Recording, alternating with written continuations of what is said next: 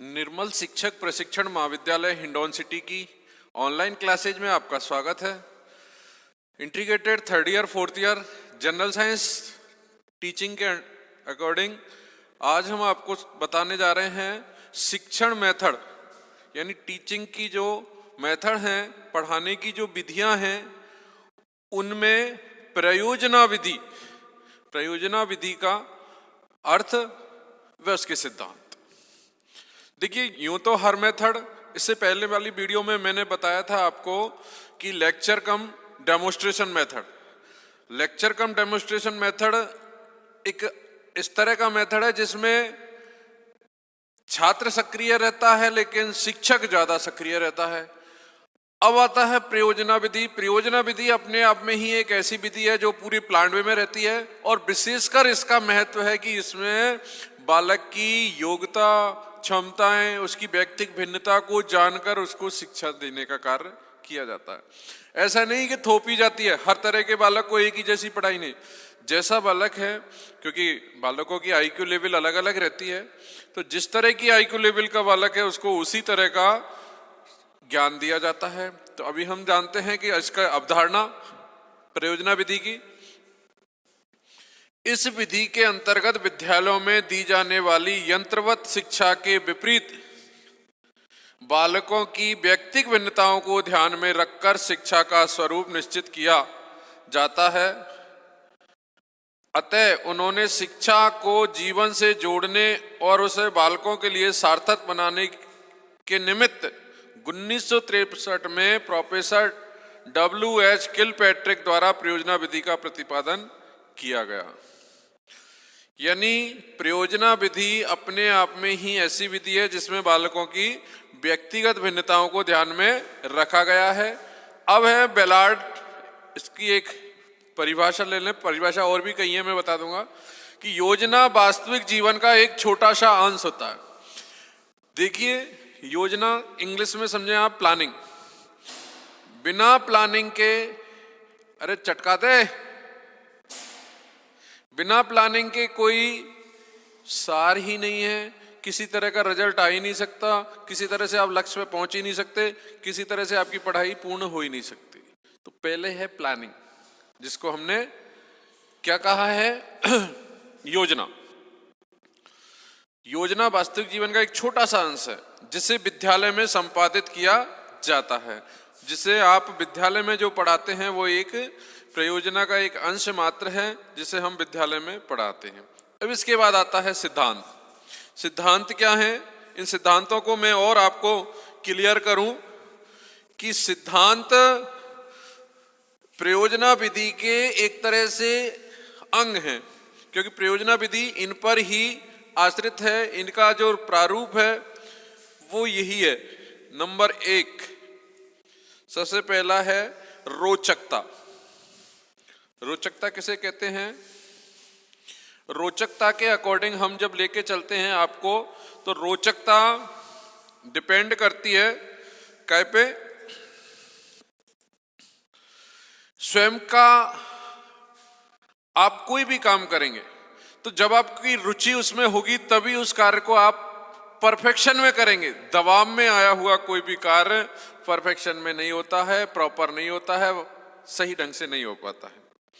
तो रोचकता, बालक स्वयं ही प्रोजेक्ट का कार्य को चुनते हैं। इसमें सबसे बड़ी बात जो होती है व्यक्तिगत भिन्नता जहां आई है कि बालक अपनी आईक्यू लेवल के अनुसार अपने कार्य का चुनाव करता है, अपने प्रोजेक्ट को चुनता है और उनकी किसी न किसी समस्या का हल उपस्थित करता है। इस प्रकार प्रोजेक्ट बालकों में को बड़ा रोचक लगता है।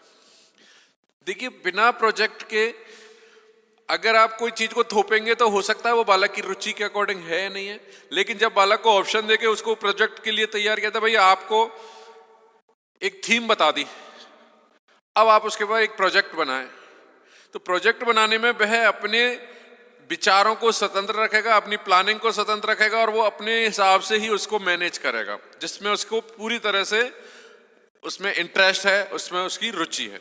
नंबर 2 प्रयोजन या उद्देश्य। कोई भी कार्य आप करेंगे तो उसका पहले प्रयोजन जरूर है कि भाई किस लिए हम इस कार्य को कर रहे हैं, इसका उद्देश्य क्या है।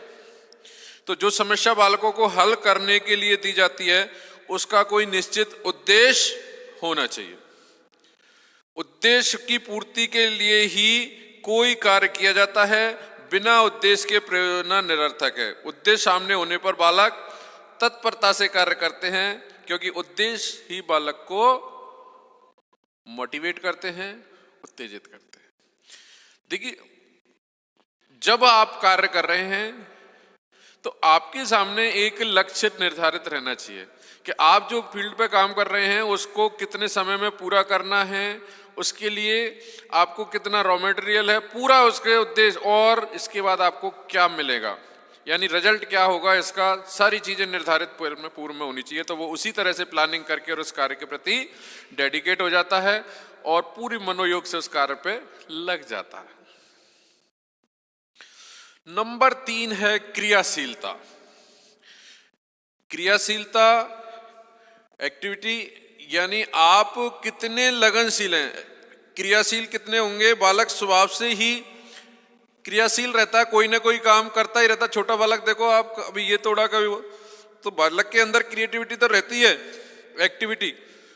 तो बालक को क्रिया द्वारा सीखना चाहिए, करके कोई भी काम वह करेगा तो उसके बाद सीखेगा, वो परफेक्ट ज्ञान होगा। उनके अंदर जिज्ञासा, चिंतन, तर्क शक्ति का संग्रह आदि जो भी प्रवृत्तियां हैं वे उन्हें किसी क्रिया के लिए प्रेरित करती हैं, क्योंकि उनके अंदर जो विचार मंथन होता है वो किसी कार्य को करने के लिए आगे बढ़ाता है। प्रोजेक्ट विधि में बालक एवं शिक्षक दोनों ही क्रियाशील होते हैं। इसमें स्थायी एवं उपयोगी शिक्षा प्राप्त होती है। सबसे बड़ी बात यह है, प्रयोजना विधि के माध्यम से अगर जो ज्ञान ग्रहण करोगे वो आपके लिए निरर्थक नहीं है, वो आपके लिए उपयोगी सिद्ध होगा, क्योंकि बालक का उसमें पूरा मन लगा रहता है, उसकी रुचि रहती है, क्योंकि उसने जो प्रोजेक्ट है वो अपने इच्छानुसार चुना है, उसको अपने हिसाब से मैनेज करने का पूरा अवसर मिल रहा है। फिर है वास्तविकता, यथार्थता, जिसको कहते हैं रियलिटी। प्रोजेक्ट द्वारा जो भी कार्य कराया जाता है वह वास्तविक परिस्थितियों के अनुकूल होता है, जिसके फलस्वरूप बालकों को प्रेरणा मिलती है। जो भी आपको कार्य दिया जाता है वो आपकी लाइफ जीवन में काम आने वाला होता है, व्यवहारिक होता है, उसको आप कहीं भी यूज कर सकते हैं, तो वह वास्तविक जीवन से आपको जुड़ा हुआ रहता है, जिससे उनको प्रेरणा मिलती है। सामाजिकता, सोशलाइजेशन। प्रोजेक्ट विधि में जो भी क्रिया की जाती है उसके द्वारा बालकों को अनेक ऐसे अवसर प्राप्त होते हैं जिनके द्वारा उनको सामाजिक जीवन का अनुभव हो सके, उनके अंदर सहयोग की भावना डेवलप हो सके।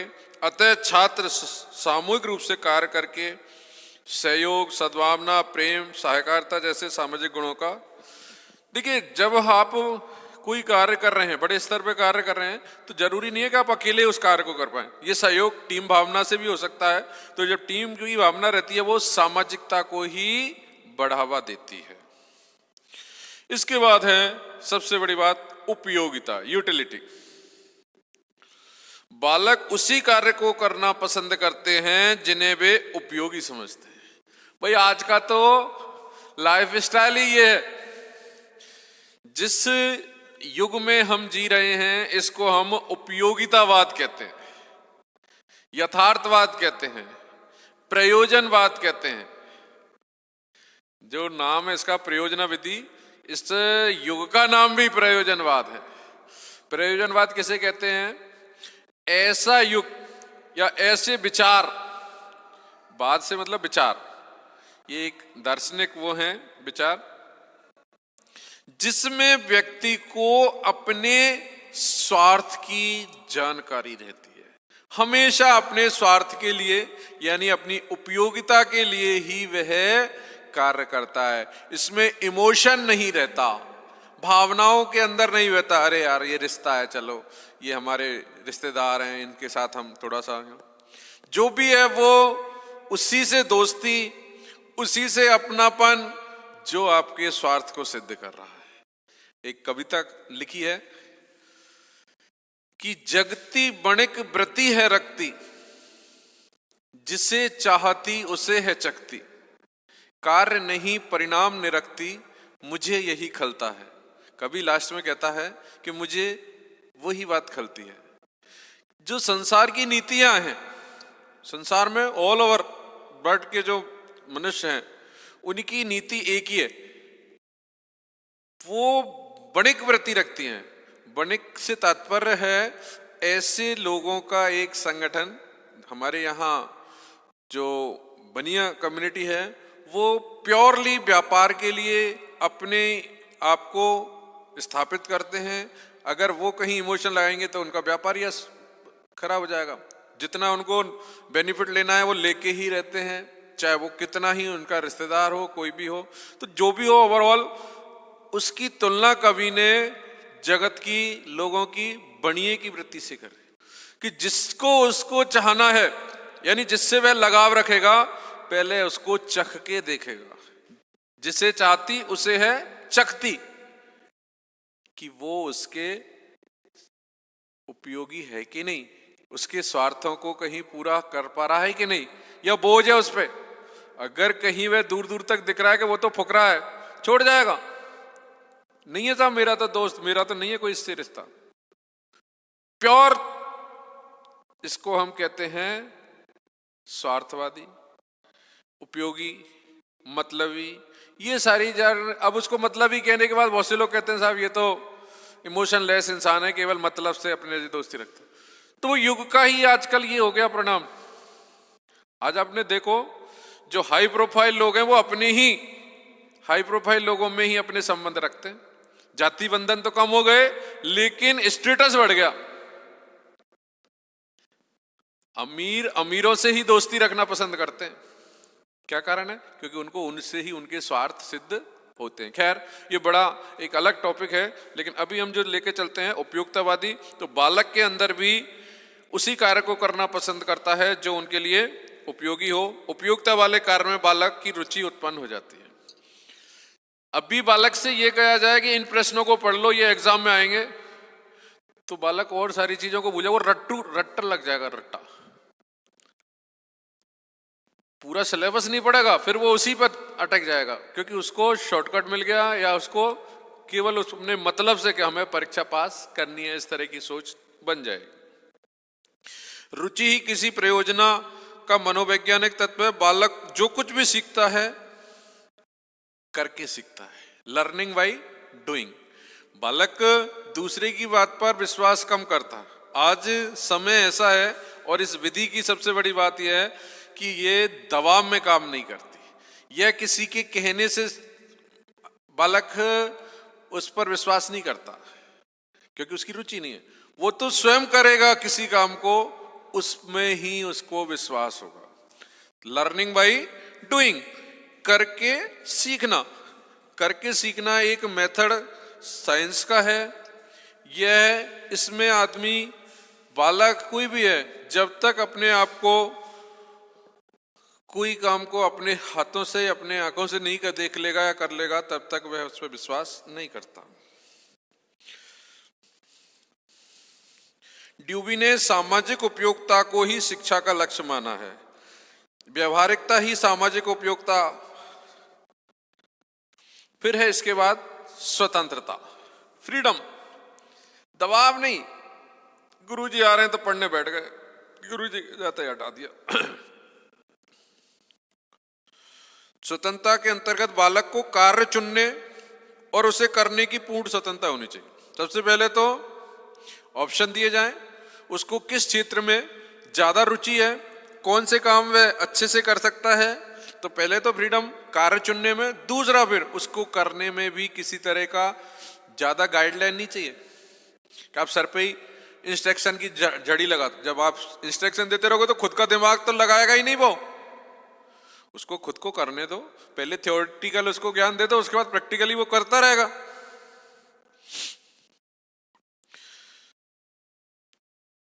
शिक्षक का यह दायित्व है कि बालकों को कोई भी कार्य अपनी ओर से करने के लिए बाध्य न करे, और प्रोजेक्ट विधि में बालक प्रोजेक्ट के आरंभ से अंत तक कार्य करने को स्वतंत्र रहता है। कोई किसी तरह का उस पर रोक टोक नहीं होती कि शिक्षक ये कहते कि नहीं साहब तूने जो किया है वो गलत है, मेरे अनुसार चल नहीं। उसको पूरा करने दो एक बार, जैसा भी वो करे। प्रोजेक्ट विधि में बालक प्रोजेक्ट के आरंभ से अंत तक स्वतंत्र रहता है। छात्र स्वयं योजनाओं का चुनाव एवं उनका क्रियान्वयन विधियों का निर्धारण करता है। इसके बाद है व्यक्तिक भिन्नता। एक ही कक्षा में विभिन्न स्तर के बालक अध्ययन करते हैं। स्तर आईक्यू लेवल से होता है। स्लो लर्नर है जिनको मंदबुद्धि कहते हैं, सामान्य बालक हैं जो सामान्य बुद्धि रखते हैं, एक्स्ट्रा ऑर्डिनरी हैं, असाधारण बालक हैं, क्रिएटिव बालक हैं। इस तरह के बालकों का अपना अलग अलग स्तर है। उनकी योग्यता, क्षमता तथा गुणों के अनुसार व्यक्तिगत भिन्नता पाई जाती है। प्रोजेक्ट विधि में ऐसी व्यवस्था की जाती है कि बालक अपनी रुचियों और योग्यताओं के आधार पर काम करते हैं। जिसको जिस तरह का, भाई आज आईक्यू लेवल मेरा ज्यादा तो मैं ऐसे वर्क लूंगा जिसमें मुझे इंटरेस्ट हो। कई ऐसे क्रिएटिव में वो दूसरे तरह के विषय लेंगे। कई ऐसे हैं जो साहब हम तो कर लेंगे, लाओ धीरे धीरे 6 महीने में रिजल्ट आना उसको ले लेंगे, जो स्लो है। और 9वां नंबर है समन्वय। समन्वय कहता है, रायवर्न है एक, वो कहते हैं कि समन्वय को योजना का सर्वश्रेष्ठ सिद्धांत बताया है। इस विधि के अंतर्गत समस्त विद्यालयी विषयों को ध्यान में रखकर शिक्षण किया जाता है और योजना के माध्यम से इन विषयों के मध्य परस्पर समन्वय स्थापित किया जाता है। इससे पहले मैं आपको पढ़ा चुका हूं यूनिट 2 में, सहसंबंध, कोरिलेशन, वही है समन्वय। कि कोई भी विषय आप पढ़ रहे हैं उसको दूसरे विषयों के साथ में जोड़कर अगर आप पढ़ेंगे तो आपको आपकी पढ़ाई में ज्यादा मजा है। कल आपने गणित पढ़ी और उसमें जो एग्जाम्पल है उसको आप मान लो फिजिक्स में जोड़ के चलेंगे तो आपको ऐसा लगेगा सारा ज्ञान आपने ऑलरेडी, ये विषय हैं ये तो कर दी हैं शाखाएं, बाकी ज्ञान तो सिमिलर ही है, एक जैसा ही है। तो सभी विषय और आ भी जाता है पाठ में, कहीं ना कहीं सब विषय एक आ जाते हैं। इसके अलावा है फिर है मितव्यता। छात्रों में निर्धारित कार्य को निर्धारित समय पर पूर्ण कर देने के भाव उत्पन्न होने चाहिए। साथ ही जो धन उन्हें दिया गया है, जो संसाधन उपलब्ध हैं, उसी को वह खर्च करें।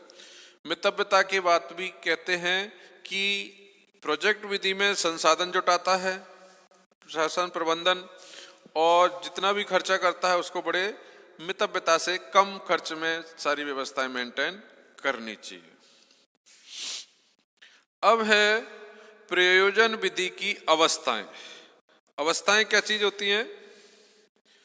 अवस्थाओं से तात्पर्य है, मैं अभी अवस्थाओं के बारे में आपको बताऊंगा कि अवस्थाएं क्या। अभी जो आप देख रहे थे प्रयोजना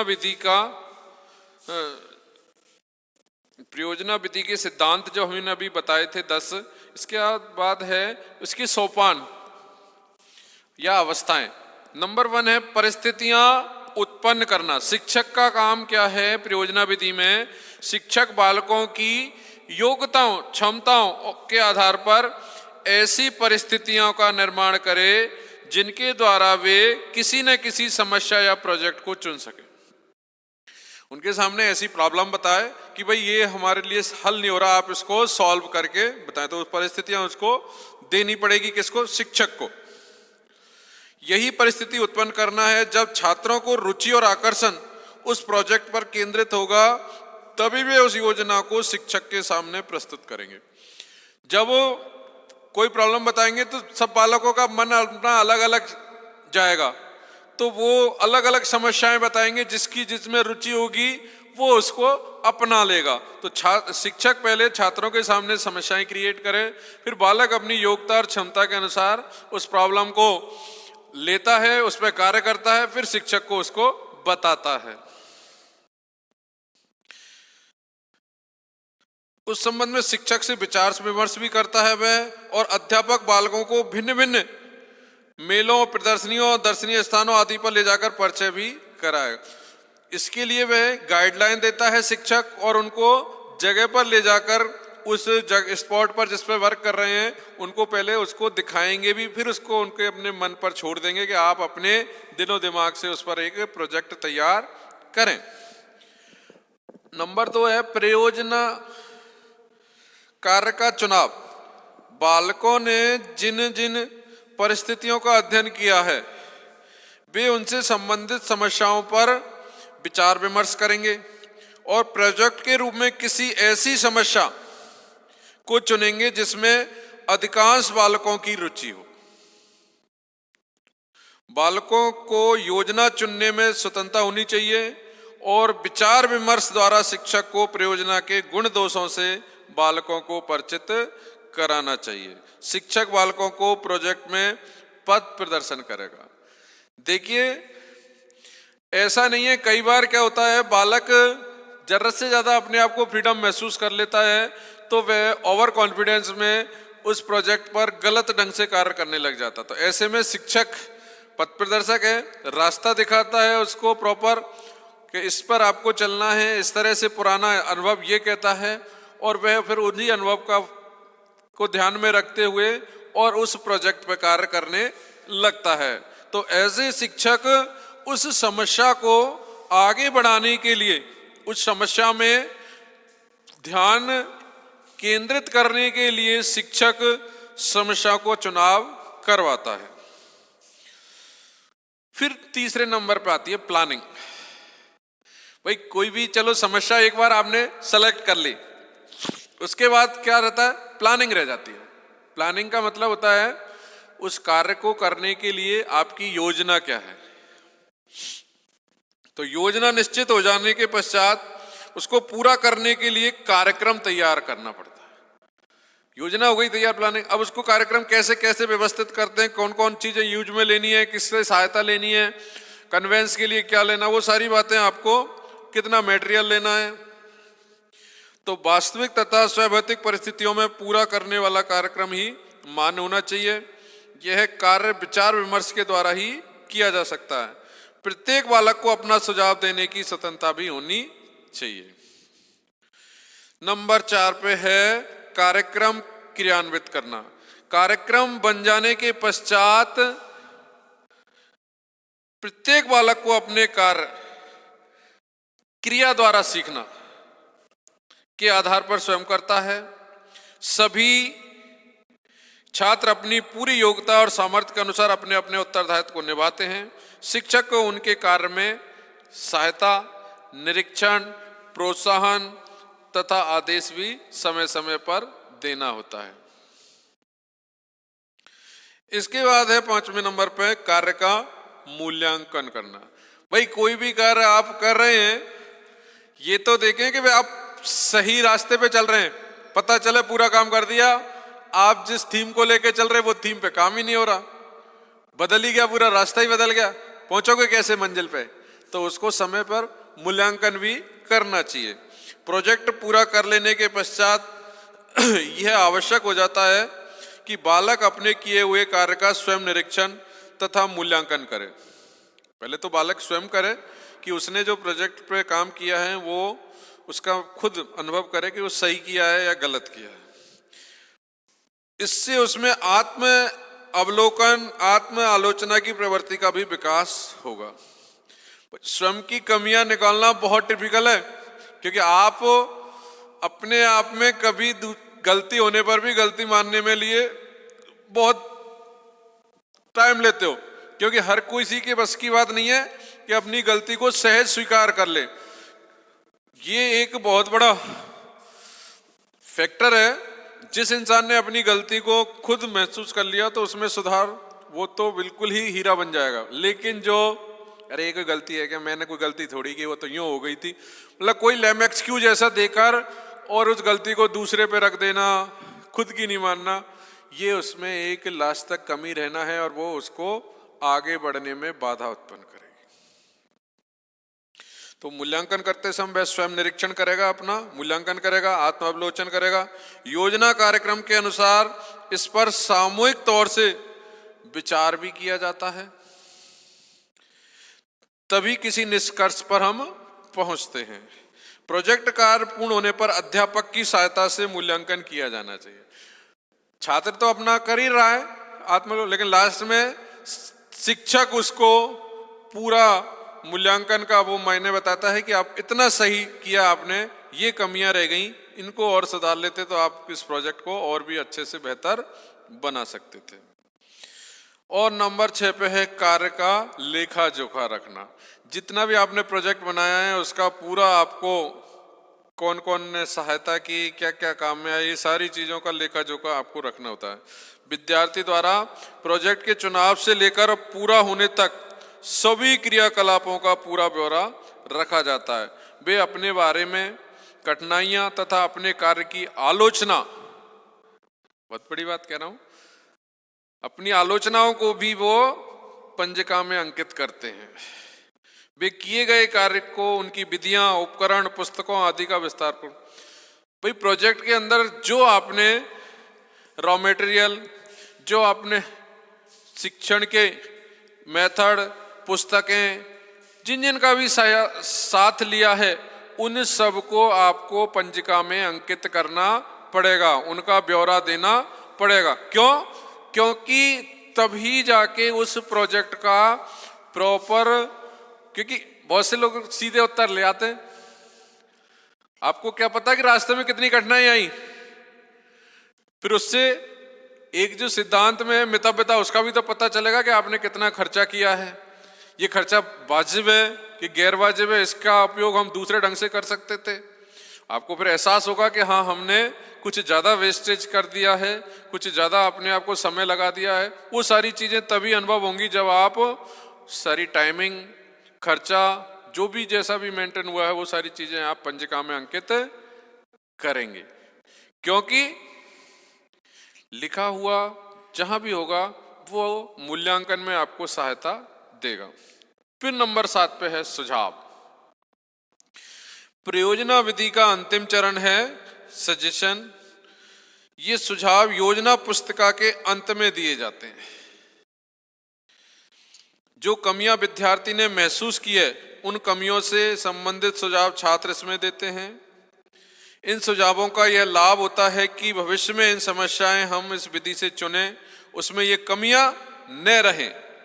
इस हेतु उनकी भूमिका भी महत्वपूर्ण होती है। किसकी? उन छात्रों की जो कमियां ढूंढते हैं, जो अपने उसमें पुस्तिका में उसको नोट करते हैं कि हमारे अंदर ये कमी रही, दोबारा कहीं इस प्रोजेक्ट पे कार्य होगा तो हम इसको और भी बेहतर ढंग से कर पाएंगे। और जो हमें अब असुविधा हुई है, यानी जिस तरह से हमें कहीं कमी आई है, उसको हम अगले उसमें बेहतर कर पाएंगे। तो कहने का तात्पर्य यही है, प्रयोजना विधि के अर्थ, सिद्धांत व उसकी अवस्थाएं, सोपान मैंने आज आपको बताई, जिसके अंतर्गत प्रयोजना विधि अपने आप में ही साइंस के लिए बहुत अच्छी विधि है। इसमें छात्र करके सीखता है, अपने अनुभव से सीखता है, अपनी बुद्धि लब्धि को पूरा प्रयोग में लेता है, जिसके माध्यम से वह अपनी जो भी कार्य है उसको उस दिशा में आगे बढ़ाता है जिसमें उसकी रुचि है।